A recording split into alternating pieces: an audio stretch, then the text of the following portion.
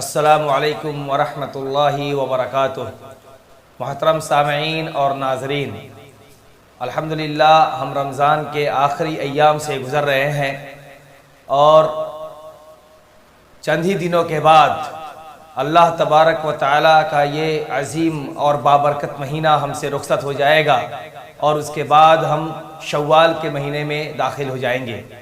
اللہ تبارک و تعالیٰ نے رمضان المبارک کے بعد ہر روزہ دار کے لیے جو انعام رکھا ہے، اسی دنیاوی انعام میں سے ایک انعام عید کا تہوار ہے، جس میں ہم نماز دوگانہ اللہ تبارک و تعالیٰ کا شکریہ ادا کرنے کے لیے ہم ادا کرتے ہیں۔ اللہ تبارک و تعالیٰ سورۃ البقرہ کے اندر ارشاد فرما رہے ہیں وَلِتُكْمِلُوا الْعِدَّةَ وَلِتُكَبِّرُوا اللَّهَ عَلَى مَا هَدَاكُمْ لَعَلَّكُمْ تَشْكُرُونَ کہ اللہ تبارک و تعالیٰ نے جو تمہارے اوپر گنتی کے روزے فرض کیے ہیں اس کو تم مکمل کرو، اور پھر اس کے بعد اس تکمیل کے بعد اللہ تبارک و تعالیٰ کا شکریہ ادا کرو کہ اللہ تبارک و تعالیٰ نے تمہیں رمضان کے روزے رکھنے کی توفیق عطا فرمائی تاکہ تم اللہ کا شکر گزار بندہ بن جاؤ، اللہ کا مشکور بن جاؤ، شکریہ ادا کرنے والوں میں سے ہو جاؤ۔ محترم ناظرین، ابھی صورتحال ایسا ہے کہ پوری دنیا لاک ڈاؤن کی حالات سے گزر رہی ہے۔ ہمارے ملک ہندوستان کے اندر بھی کرونا وائرس کی وجہ سے مساجد، عیدگاہ، یہاں تک کہ بھیڑ لگانے پر پابندی ہے۔ ایسی صورت میں عیدگاہ کے اندر عید کی نماز جماعت کے ساتھ ادا کرنا ممکن نہیں ہے۔ ایسی صورت میں ہمیں گھر کے اندر عیدگاہ نہ جا کر کے نماز عید کی ادائیگی کرنی ہے، کیونکہ ہمیں خود کا بھی خیال رکھنا ہے، اپنے سماج و معاشرے کا بھی خیال رکھنا ہے، اپنے صوبہ اور ہندوستان یعنی ملک عزیز ہندوستان کا بھی خیال رکھنا ہے۔ تو سوال یہ پیدا ہوتا ہے کہ گھر میں نماز کیسے ادا کریں گے؟ تو اس کا جو مسنون طریقہ ہے وہ یہ ہے کہ ہر ایک انسان جو نماز پڑھنا جانتا ہے یا نہیں پڑھنا جانتا ہے، اس کی تعلیم کے لیے ہم یہاں پر اس کا مسنون طریقہ بیان کر رہے ہیں کہ سب سے پہلے وہ نیت کرے۔ نیت قلبی ارادے کا نام ہے، زبان سے بولنا یہ نیت میں شامل نہیں ہے، بلکہ یہ نیت بدعت ہے، بلکہ وہ ارادہ کر لے کہ ہم اللہ تبارک و تعالیٰ کے سامنے شکریہ ادا کرنے کے لیے 2 رکعت نماز ادا کرنے جا رہے ہیں۔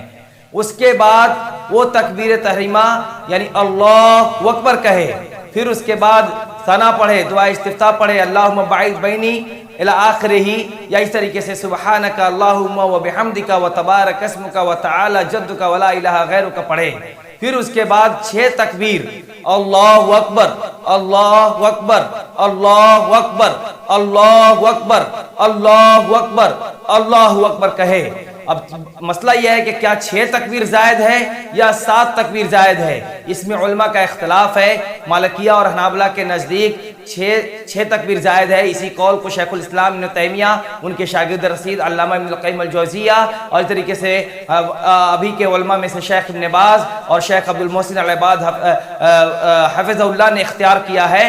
تو کیونکہ یہ حدیث عام ہے کہ حضرت عبداللہ ابن عمر رضی اللہ تعالی عنہ بیان فرماتے ہیں کہ انہوں نے حضرت ابو ہریرہ رضی اللہ تعالی عنہ کی امامت میں عید کی نماز ادا کی، تو حضرت ابو ہریرہ نے پہلی رکعت کے اندر تکبیر تحریمہ کے ساتھ قرات سے پہلے 7 مرتبہ تکبیر کہی اور دوسرے میں 5 تکبیر کہی۔ اس طریقے سے حضرت عائشہ رضی اللہ تعالی عنہ بیان فرماتی ہیں کہ اللہ کے رسول صلی اللہ علیہ وسلم عید الفطر اور عید الاضحیٰ کی نماز میں 7 تکبیر قرات سے پہلے کہتے تھے اور دوسری رکعت میں 5 تکبیر نقل کے علاوہ کہتے تھے۔ تو یہ حدیث عام ہے۔ اسی حدیث سے استدلال کرتے ہوئے مالکیہ اور حنابلہ نے کہا کہ 6 تکبیر زائد ہے، اور شوافع کہتے ہیں کہ یہ حدیث عام ہے، اس کے اندر کوئی تخصیص نہیں ہے کہ 7 تکبیر ہے یا 6 تکبیر ہے، اس کے اندر تکبیر تحریمہ شامل ہے یا نہیں ہے، اس لیے وہ کہتے ہیں کہ تکبیر تحریمہ کے علاوہ 7 تکبیر زائد ہے۔ تو اس میں وسعت ہے، راجح قول کے مطابق اس میں وسعت ہے۔ اگر کوئی شخص 6 تکبیر زائد کہتا ہے اس کی بھی نماز صحیح ہے، کوئی شخص 7 تکبیر بھی زائد کہتا ہے تو اس کی بھی نماز صحیح ہے۔ پھر اس کے بعد سورہ فاتحہ پڑھے، یعنی تکبیر زائد کے بعد سورہ فاتحہ الحمدللہ رب العالمین پڑھے۔ اس کے بعد پھر کوئی اگر سبح اسم ربک الاعلی پڑھے، اگر یاد نہیں ہے تو کوئی دوسرا سورت پڑھے۔ پھر اس کے بعد اللہ اکبر کہہ کر کے رکوع میں جائے، رکوع کی دعا پڑھے، سبحان ربی العظیم، سبحان ربی العظیم، سبحان ربی العظیم۔ پھر اس کے بعد رکوع سے کھڑے ہو کر کے پھر وہ سبح اللہ لمن حمدہ کہہ کر کے رکوع سے کھڑا ہو اور رکوع کے بعد کی کی دعا ربنا ولکل حمد حمدن کثیرن طیبا مبارکن فی پڑھے، پھر اس کے بعد اللہ اکبر کر کے سجدے میں جائے، پھر سجدے سے اللہ اکبر کر کے کھڑے ہو. اس طریقے سے ایک رکعت مطلب 2 سجدے کے بعد مکمل ہو جائے گی. پھر دوسری رکعت میں جب وہ کھڑا ہوگا تو جو تکبیر کہا کر کے وہ کھڑا ہوگا اس کے علاوہ 5 مرتبہ اللہ اکبر اللہ اکبر اللہ اکبر اللہ اکبر اللہ اکبر کہے. پھر اس کے بعد سورۃ الفاتحہ پڑھے. پھر اس کے بعد اگر سورۃ الغاشیہ یعنی حل اتاک حدیث الغاشیہ یاد ہے تو اس کو پڑھے، ورنہ کوئی بھی سورت پڑھ سکتا ہے. پھر جیسے اس نے رکوع کیا سجدہ کیا جیسے پہلی رکعت میں ویسے یہ کہے. اس طرح سے 2 رکعت مکمل ہو گئی. اب سوال ہوتا ہے کہ اگر انسان گھر میں نماز پڑھ رہا ہے عید کی نماز تو ایسی صورت میں خطبہ دے یا نہ دے. تو اس کے اندر رخصت ہے. اگر کوئی شخص اپنے گھر والوں کے ساتھ جماعت کے ساتھ نماز ادا کر رہا ہو تو 5-10 منٹ جو بھی خطبہ دینا ہے واعظ و نصیحت کرنا ہے تو اس میں گنجائش ہے، رخصت ہے. لیکن اگر اکیلا پڑھ رہا ہے تو اکیلے کس کو خطبہ دے گا؟ خود خطبہ کہے گا، خود سنے گا، اس لیے خطبہ نہ دے.